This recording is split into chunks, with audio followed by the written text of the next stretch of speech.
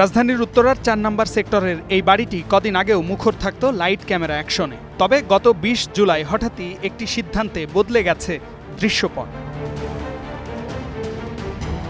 এদিন উত্তরা ৪ নম্বর সেক্টরের আবাসিক এলাকা কল্যাণ সমিতির একটি নোটিশ জারি করে, যেখানে বলা হয় শুটিংয়ের কারণে আবাসিক এলাকায় শুধু জনসমাগমই বাড়ছে না, ব্যাহত হচ্ছে যান চলাচলও। তাই ওই বাড়িটিতে শুটিং বন্ধ রাখতে বলা হয় বাড়ির মালিককে।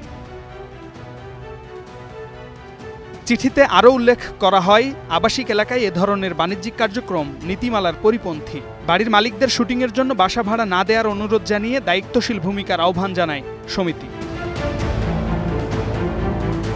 এদিকে উত্তরা আবাসিকে শুটিং করা যাবে না এমন নির্দেশনার পর ক্ষোভ জানিয়েছেন অভিনয় শিল্পীরা।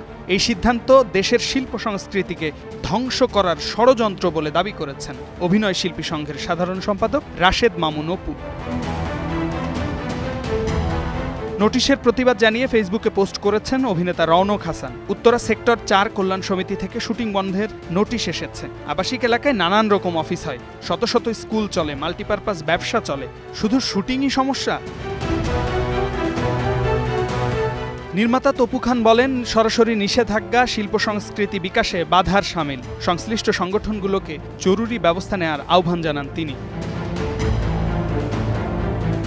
ফেসবুকে অভিনেতা শামীম হাসান সরকার ব্যঙ্গ করে লিখেছেন, বাংলাদেশের নাটকের শুটিং দেশের মাটির কোথাও করতে দেওয়া উচিত না, সব শুটিং হোক আমেরিকার লাস ভেগাসে।